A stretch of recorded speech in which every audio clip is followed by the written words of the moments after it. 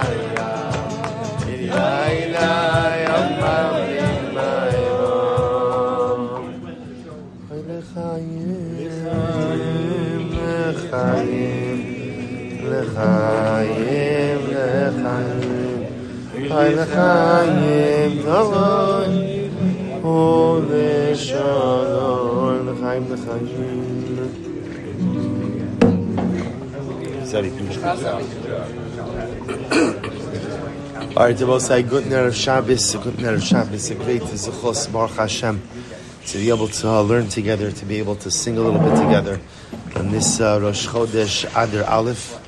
Even Rosh Chodesh Adar Aleph, the din of Mishenichnas Adar Marbim B'Simcha still applies. Rosh Chodesh Adar, Rosh Chodesh Beis, and it's an incredible zichos, Baruch Hashem, to be able to enter into this month of exceptional simcha, and we hope that in the merit of the haschala of this month, we hope that in the merit Hashem of Rosh Chodesh, that Hashem should be a month of simcha, a month of besoros tovos, a month of Yeshua's v'nechamas, a month Hashem where every one last of our hostages Hashem comes back to their families, where all of our soldiers are successful in each of their missions and come back to their mishpachas b'shalom and b'karav, in a month in which Klal Yisrael doesn't have to gather for Bikur Cholim or for Levayas or for Nichum Abelim, but a month in which we are Zocha to Emirat Hashem gather together in Simcha, in Bracha, and Emirat Hashem Halavai for Geula. We'll say, so let's continue. So we are picking up tonight Emirat Hashem on page Shin Chav Zayin. So remember again, we left off in a little bit in the middle of a topic over here. So remember again, we'll say in the Svarim that you got. Oh, thank you. Then we'll say also our. Oh, you know what? Actually, because Steve sent it to me all together. Yeah. And there's a second to thank all of our sponsors for tonight. To thank Ezra Gordon for co-sponsoring in memory of the yahrzeit of his father, Melech Ben Herschel. To thank Morty Spiro for dedicating the shir tonight in honor of his father's birthday. Wow. Reb Chaim, how old? 56. Kanaya Mer ve'esem shanim tovos. Beautiful. And Jeremy Lassen. Jeremy Lassen in honor of Akiva Lassen's Ofrof and the Miras Hashem wedding. B'Sha'a Tova U'Metzlachas to Moria Avinchem this coming Sunday. Miras Hashem. We thank all of our sponsors and Halavai Miras Hashem. We should just all be zochet to always sponsor all of our shiurim for Besoros Tovos and beautiful and magnificent milestones. Of course, and again, a tremendous Yashkov to Yoni for dedicating all of the Svarim. Incredible. What's Nehemiah's Hebrew name? It's Nehemiah Yisrael Meir ben Mordechai Levi. Nehemiah Yisrael Meir ben Mordechai. Good.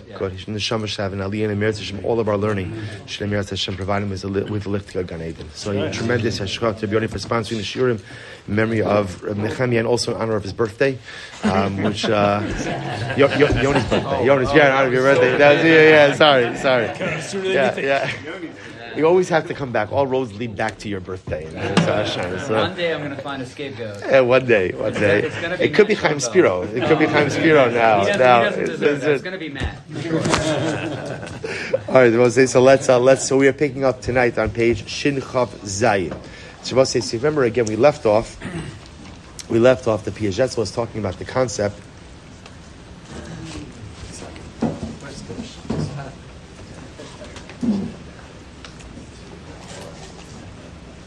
The rest of us have no idea how the AC works. Yeah. Really? I don't know. Usually like a...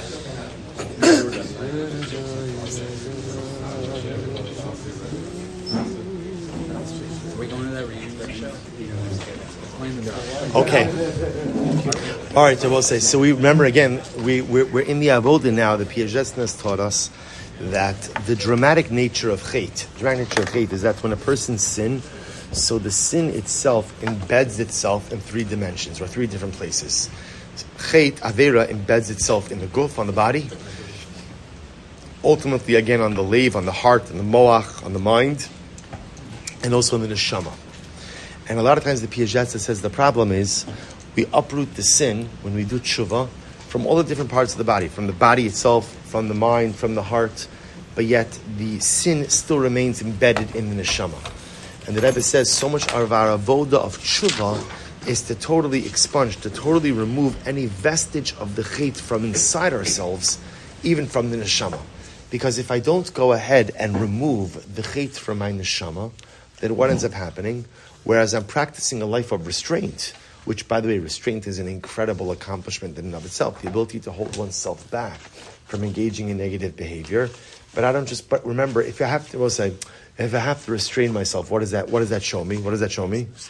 That the desire is still there. In other words, you only have to restrain yourself from doing something that you still have a desire for. So the fact that I have to restrain myself indicates that the desire is still there. The Piagetz highlights that there is this possibility to reach a level where I could even remove the very essence of the sin. I can even remove the very desire from. The only way to do that is to mamish get into the neshama and remove it from there. So now, how do you do that? So remember again, the Piagetz has told them. Remove it also just by resisting for long enough.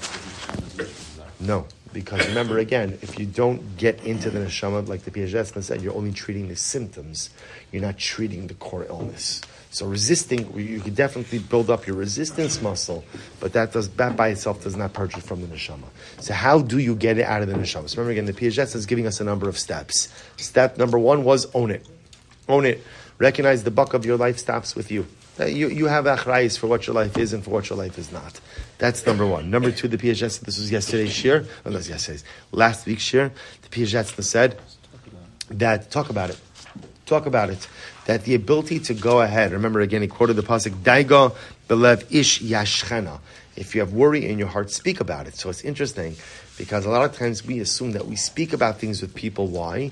Because they're going to give us some kind of eitzah, right? Like our purpose in conversing is to get some type of meaningful feedback. The Piaget says, no, sometimes the point of conversing is just that, to take something that's kind of residing inside of you and to take it out. Because once you take it out, that does a number of things. Number one, I will say, just the act of sharing it with another helps a person lighten the load. That's number one. But also what it does is something equally as profound, which is when you talk about something, you make it real. As long as something is inside of me, I have the ability to kind of like justify it, explain it, rationalize it. But the moment that you talk it out, the moment that you put it out into the world, is the moment that it becomes an uncontestable reality.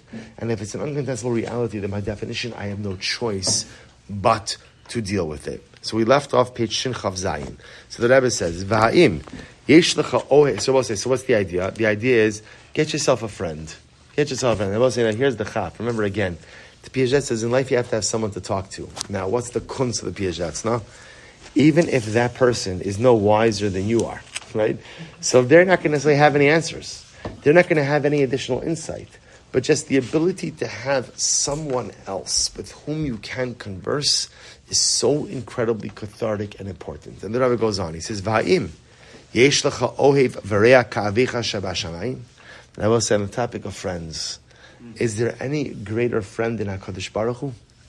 Does a Jew have any greater friend in this world than Hashem? I will say, it's interesting. We think about HaKadosh Baruch Hu in many ways. We think about him as our Father Avinu. We think about him as Malkeinu, right, our King. We even think about it as Imenu, as our Mother. But sometimes one of the things, Adonenu, our Master, but sometimes one of the Elokeinu, our God, but one of the things that we often don't think about HaKadosh Baruch Hu as, is as a friend. As a friend. So the Piaget says, do you know who your best friend in the world is? Your best friend in the world. It's not your spouse. Right? It's not your spouse. And it's not your best friend growing up. Your best friend in the world is HaKadosh Baruch Hu. The Rebbe Shalom is your best friend.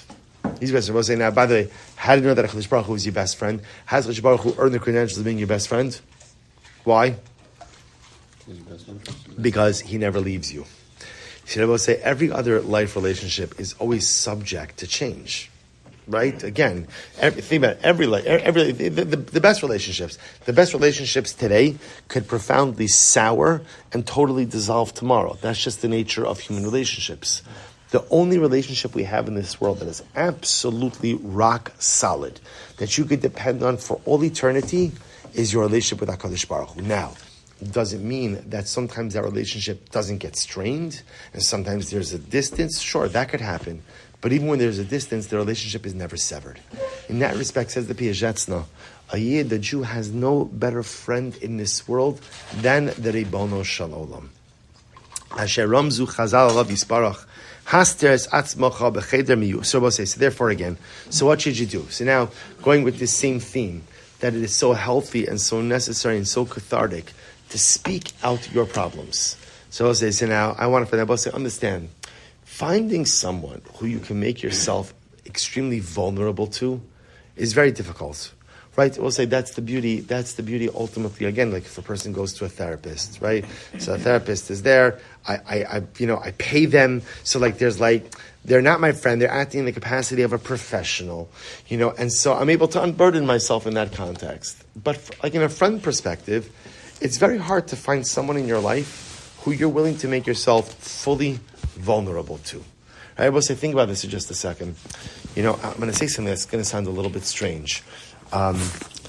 People feel, but you have to listen to the whole statement over here and not leave in the middle. People feel that complete honesty is necessary in marriage. That is false. Now, hear the rest of it. Right? Hear the rest of this. Imagine you go home tonight and you say, you know what? Honey, I love you. I want to tell you every single thought that went through my head today. Right? Don't try it. Don't do it. Because I will say every single one of us has thoughts that I don't want anyone to know about. So I will say, so it's interesting. that even the people who you feel closest to in this world, I'm not lying, but I'm not going to be totally transparent. I'm not telling my wife. A wife's not telling her husband every single thing, every single thought, no. And by the way, it would be a terrible idea to do so. Be an absolutely terrible idea to do so. And that's in the closest of relationships. Alachas kama, the truth is, I will say, I don't know that any of us have a friend who you would feel comfortable literally unburdening everything to. And when I say everything, right? No one. The only friend you have who you could literally bear your heart and soul, every thought, every emotion, every want, is to HaKadosh Baruch Hu. And why could I do it to HaKadosh Baruch Hu? Why could I do it to Hashem? Because you know what the good news is? He knows it anyway. He knows it anyway, right? Yeah. Before I open my mouth, he's got, so it's like, Kadosh Baruch Hu, look, you knew it. You knew it right when it was happening, right? Right when I was thinking it, right when I was desiring it, right when I was looking at it, right when I was doing this. Right? You knew it anyway. So I'll say, how profound is this? That the truth is the only entity, the only friend with whom I could be absolutely 1,000% transparent with is HaKadosh Baruch Hu. Don't try that level of transparency with anyone else, right? Because I will say, other people won't be able to handle it. And other people won't be able to look at you in the same way. And other people won't be able to maintain relationships with you if they know every single thing that's going on through it. You know, I'll say, it's interesting. Rabbi Twersky, Dr. Abraham Twersky, Zecher Tzadik Libracha, has such a fascinating idea. He speaks about this concept in marriage. And he speaks about this idea that people think that they're supposed to share everything.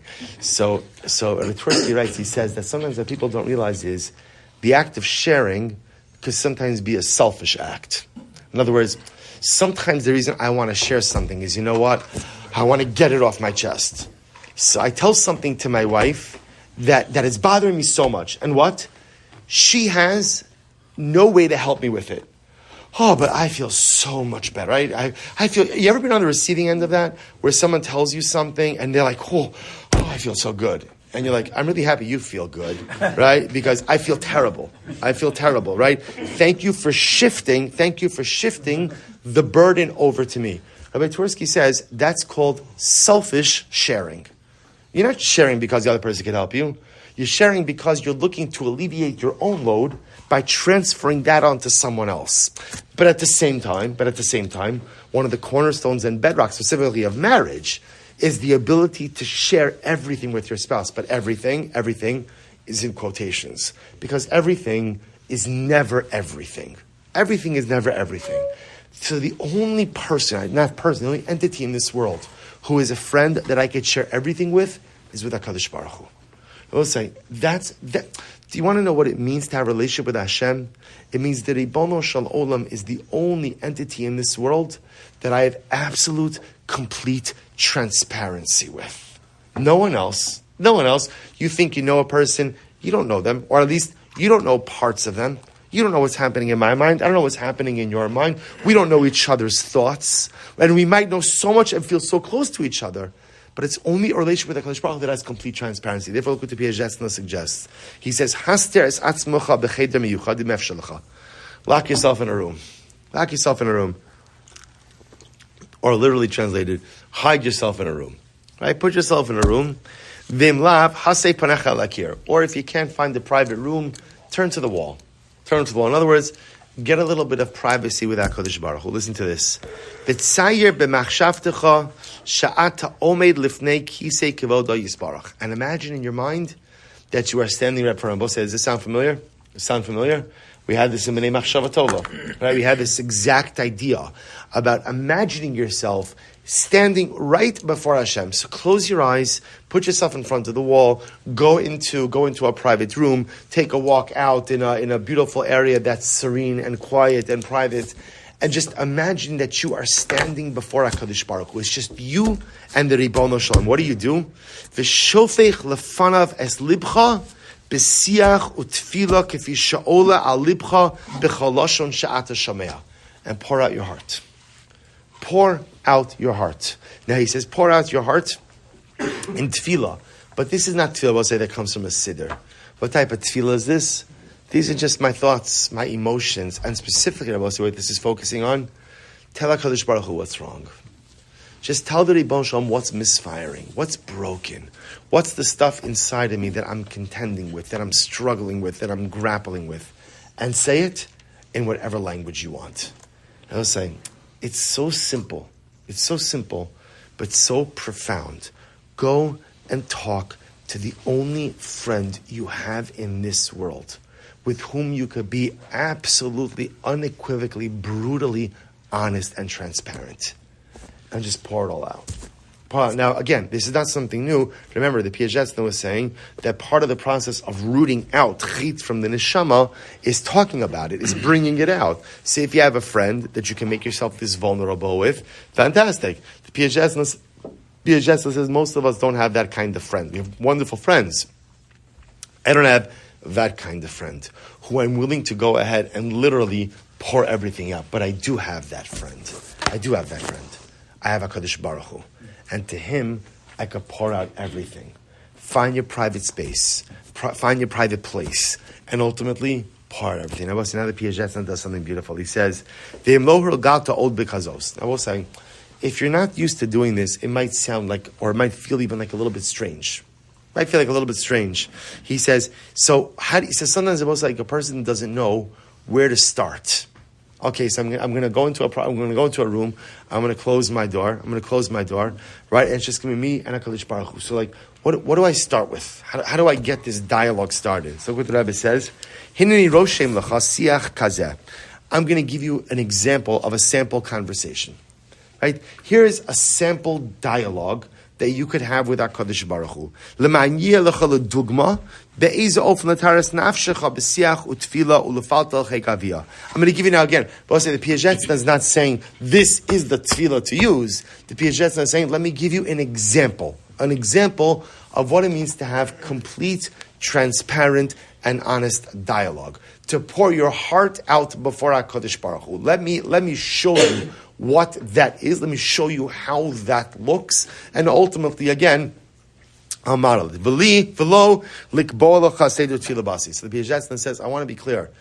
I'm not telling you that you have to use these words, right? I'm not telling you that this is the way to daven or this is the way to talk. I'm just giving you a sample. I'm giving you a model. So we'll say, look how beautiful this is. He says as follows. So we'll say, this is a sample from the Piagetz about a person who is alone with HaKadosh Baruch Hu, dialoguing with God, opening up in complete honesty and transparency. This is a sample conversation. I will say, Bepashtos, this is the conversation that the Piagetz would have, right? That's really what's happening over here. The Piagetz is sharing with us, let me tell you, when I speak with God, here is how I speak with him. I will say, how incredible is this? Next couple of minutes now, we're going to get to be in the room alone with the Piagetz as the Rebbe speaks to HaKadosh Baruch Hu. And we just get to be like a fly on the wall, just listening to what the Rebbe said and how the Rebbe said. Listen to this.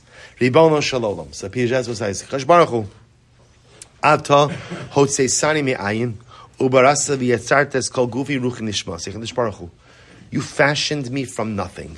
You fashioned me from nothing, and you've created my body, right? My spirit, my neshama. Beroa ata eich godla teshukasi la'amo lefanecha benefesh tehora v'zaka. And I will say, it's incredible how the Piagetz structured his tefillah. He says, Kadosh Baruch Hu, you see that ultimately, again, my desire is I want to be good. And I will say, that's how it starts. You know, HaKadosh Baruch Hu, what I want. What do I want? I want to be able to stand before you with a nefesh tahora, with a pure soul. I want to be good. I want to do the right thing. I want to walk in the right path of life. I want to be connected to you. I want to feel your will. I want to understand your wants. And ultimately, again, in the inner chambers of my heart, I want to hear your voice. So we'll say, that's how it begins. Now, we'll say, I want to point out something. Remember what the Piagetz said in the beginning of the Sefer, what did he say? If you want to grow, right? If a person wants to have sustained growth in life, what's the first thing you have to do? Remember what the Piagetz said a couple of weeks ago? Cut this. I'm sorry? Good. So I will say, so step one is you have to identify the person you want to be. Right? Who do you want to be? What does the model me look like? Because if I don't know where I'm going, then I'm never going to get there. Right? That's clear. So at the end of the day, I have to first have the vision, who do I want to be? Then, of course, where I am now, and how do I get from point A to point B? So even if you look in this tefillah, how does the tefillah begin? Kadosh Baruch Hu, I just want you to know what I want to be. Right? I want to be a person who is tahar. I want to be a person who is pure. I want to be a person who is good. I want to be a person who hears your voice in my heart. I want to be a person who yearns to be close to you. But I'm so distressed. I will say, we actually just had this in today's Daf Yomi. Achirasa, mayim achurim. Mayim tzululin, mayim achurim, right? Muddy waters or murky waters versus clear waters. He says, Ribbon Shalom, I want to be close to you so badly, but the truth is, I'm so murky. It's just that I lack so much fundamental clarity. I'm so murky and so I've lost my way. He says, Hargosho Zoros Himargeshes.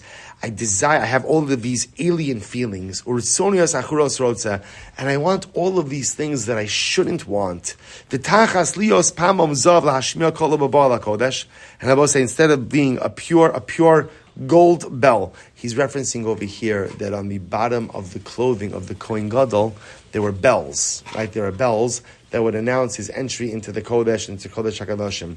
So instead of being a pure bell that produces a pure sound, Kol ish b'li'al lahavdil ba'yishama. Instead, I produce the sound of a man who has thrown off the yoke of heaven. V'likraso ikam misareres. And even when I find the inner strength to go out and chase away, right, all of these negative wants and all these negative feelings, and I silence the voices of negativity within me, I've discovered what's my problem. I'm able to get rid of the negativity, ultimately again from my body, and I'm able to get rid of it from my mind and from my heart, but it always remains embedded in my neshama. I just never say, remember again, like the mashal, I stopped vomiting, right? I took care of the stomach ulcer, right? I should say I took care of the vomiting, but the ulcer is still there. I haven't gotten to the core illness. I'm just getting rid of symptoms. Next paragraph. Ribono shalom. Tara Matara Baruch Hu, you the one who is pure and the one who purifies. Mamaod yismogeg v'yimas libi b'kirbi. Balos al daiti asher darko shal ish imrak es chatzero ve'es beiso menaka. Es ha'ashpa ha'chutze yizrok o me'al rishuso yirchak. So I'll say, this is incredible. This is incredible. He says, Kadosh Baruch Hu, you know what I feel like sometimes? This is incredible what I'll say. I feel like the guy who takes out the garbage, right? And what does he do? He puts it on the front lawn. And I both say, now what's the chap? On one hand, hey, the garbage is out of the house, right? It's out of the house.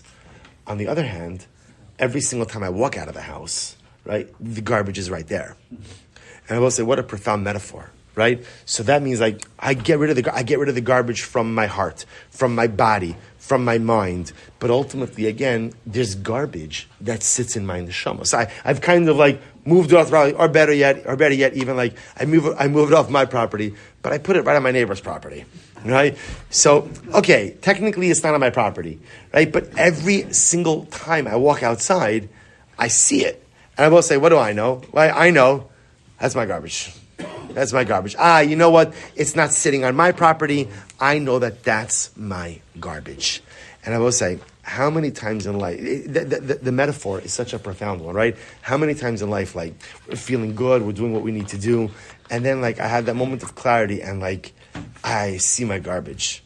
And here, I thought, well, I got it out of the house, and I maybe even got it off my property. It's sitting right there on my neighbor's property, and I try not to look at it, right? I try not to look at it, but then I catch sight of it out of the corner of my eye and I realize, it's still there. The garbage is still there. I shuffle it, I move it, I move it around, but it's still there. He says, "Kishani balataris atzmi is kol atzmi umahusi lasbia betzach tzachos es nafshi lechabsu lataru lefnei adon olamim tar mishasav tahorim leela mikol shman v'kinuyin rak me'al pnei azor mistater v'el nafshi pnima kol nitchak v'nichnas." So we'll say, what's the problem? So I try to purify myself. I try to purify myself in front of HaKadosh Baruch Hu because I want to come close. I want to be able to enter. So what do? I clean out the body and I clean out the mind and I even clean out the heart. But the soul still has the residue of the Avera. The Avera itself, the illness itself, sits in the soul. Until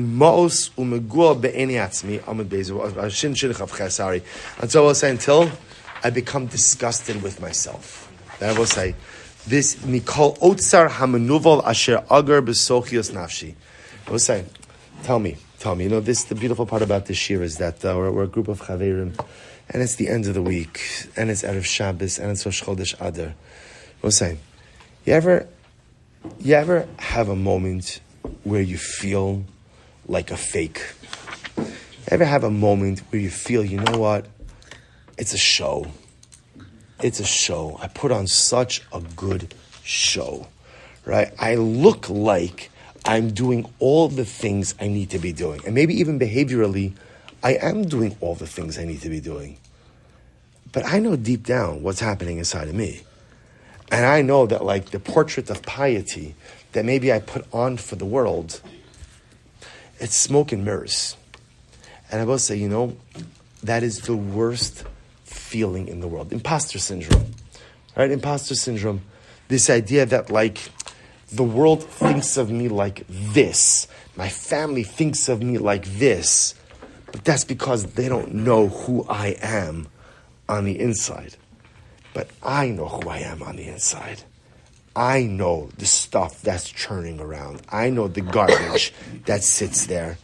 And I kind of feel like a shtickle imposter. I kind of feel like a fake. Like a fake. Not that I'm trying to fool anyone, but ultimately, again, what the world thinks of me or what my family thinks of me or what my friends think of me versus what I really am, they seem so far apart. The Rebbe says, where does that feeling come from? Where does that come from? But that comes from when sin still sits in my neshama. That's where it comes from. See here, I made all of these positive steps, right? It's away from my guf, it's away from my mind, it's away from my heart, but it's still sitting in there. It's still in there. And therefore the Rebbe says, Mikol otz asher agar besochios nafshi, Tzav sabitna v'nafcha yirecha ad kedei lispakeh olo shaftini b'zera mayim az edon le'is mitzvah chas v'shalom. Right? He compares it to the soul. The Rebbe says that, you know, and sometimes I feel like ready to burst. Because all of the fake kite, you know, like I know all of the stuff that's broken. I know all of the stuff that's in a state of disrepair. I know what's sitting inside of my neshama. And sometimes I feel, you know what? I don't think I could even hold it in anymore. I'm just waiting for it to come rushing out and for the world to really see what I really am and who I really am. And that I'm not this person that everyone else thinks me to be. Look at the last paragraph. We'll finish with this. Shin Chav Ches, the first paragraph, or the second paragraph. V'chein atan is ora b'kirbi. Kadosh Baruch Hu will give you an example of this. Remember, Rabbi said this is all the dialogue. And also, I just want to point out the Piazetzna had imposter syndrome. The Piazetzna, the Heilige Piazetzna. Our Rebbe says, sometimes I just feel like I'm a faker. Sometimes because the world doesn't know what's happening in my neshama. I know what's happening in my neshama. You, HaKadosh Baruch Hu, knows what's happening in my neshama. Baruch Hashem, no one else knows what's going on in my mind or my neshama, but I do. And sometimes I just feel like a fraud. Sometimes I just feel like a fake. So look what he says. V'chin ata, even now. So Piyah says, even now. Nisora b'kiri machshava otaiva plonis. You know, I have even these thoughts or these desires right now. And he writes in brackets, Tov lefarta. It's good to specify. Don't speak in generalities. HaKadosh Baruch Hu, I want to tell you about what I'm thinking about and what I'm desiring, and say it. Put it out there. Don't speak in generalities. Put it out there. Marli ma'od biyadi sha'af shebe'ezrascha hiskabarti v'lo nisatia levatzias pu'ula sa'uz mameha. It's very bitter to me. It's very bitter to me, right? Ultimately, again, with all of your help, right? I have exhibited restraint. I've exhibited restraint. Mikol makom od nafshi lo mitahara ukipam bepam tisra bekirbi ba'afanim shonim. So this is incredible. The Piagetna says, do you know what a bad feeling it is?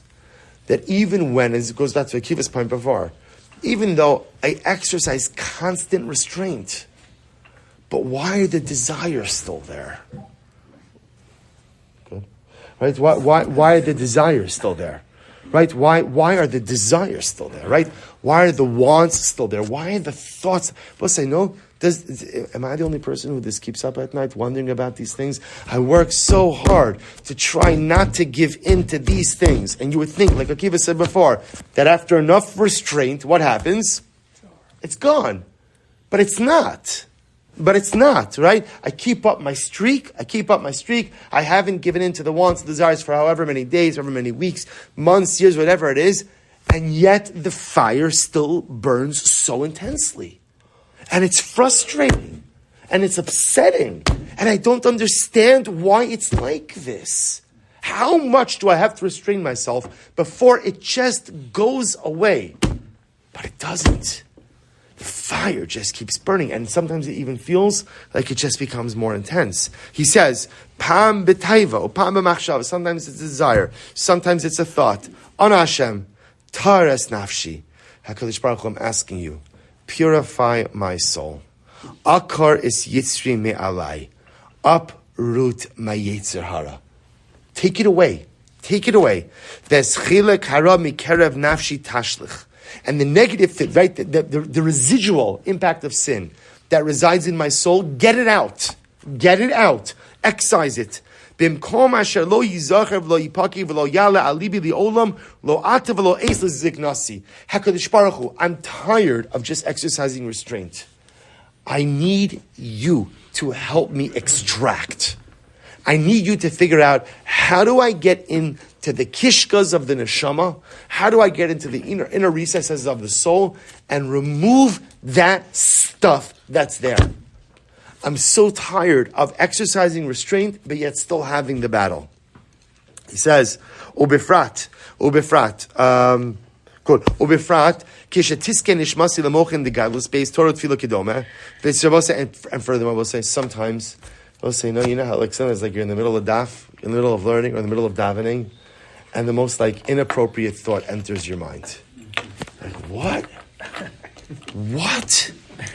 Like what? I want to tell you something. Those moments, I'm about you. Like sometimes, like I feel like I give up.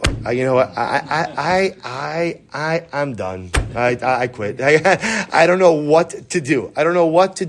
I'm literally in the middle of Shemona. We just spoke about Amud Yomi, right? That if your mind wanders in davening, I'm in the middle of Shemona Esrei. And how the heck did that thought get in there? Where did it even come from? Right? I'm not even like doing anything. I'm just like wearing my tefillin and just like looking in a siddur. And where did that come from? Or min daf yomi, learning about the intricacies, right? Ultimately, again, of Gezel or Geneva and this, that, and suddenly, again, this pops in. What is that? So the Piaget says, I know what it is. We'll say when that happens, what that means is there's some residual effect of chait in my neshama. Right? There's something, there's an illness, there's something going on in there. There's vomit. Now again, you could address the symptoms, or we could figure out what's going on inside of you, right? Spiritual reflux, right?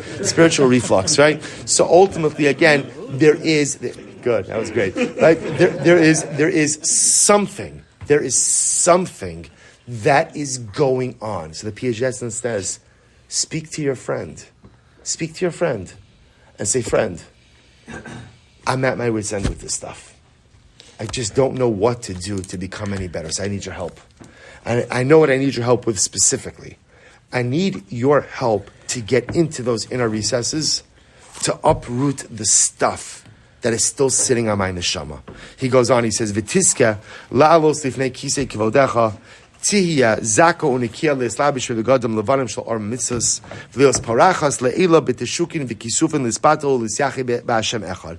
And I will say, and Kadosh Baruch Hu, I want to get to the level where ultimately, again, I could ascend before your holy throne. I could go ahead and be zako unikia. I could be clean. I could be pure. I want to be clothed in the beautiful white clothing of mitzvahs, of Torah, and I want to float on high. Do you want to know what I want? I just want to be pure. I just want to be holy. I'm so tired of just focusing on restraint, and even when I exercise restraint, I'm still overwhelmed by all of the stuff that's racing through my mind. And I know what it is. I know it. But it's like, for the first time, you know what the great part is? For the first time in my life, I know what it is. I never understood what it is. I never understood why, even after practicing restraint for so long, why do I still have the struggles? And now for the first time in my life, I get it. I get it. Because my whole life I've been addressing symptoms, and I've never tackled the illness. I've never tried to figure out, how do I expunge chet from inside of my neshama? How do I do that? So because I've never tackled the illness, I've only been treating symptoms. That's why the illness, every once in a while, again, that spiritual reflux, it comes up every once in a while. So, Kadosh Baruch Hu, talk to your best friend in the world. Talk to your best friend and say, best friend, I need your help. Best friend, I can't do this alone. Best friend, you anyway know what's going on. So help me figure out a way through. So we'll stop over here for tonight. Incredibly overwhelming and beautiful. We'll say, so again, nothing new per se, in that this is a continuation of last week's idea in terms of having a conversation.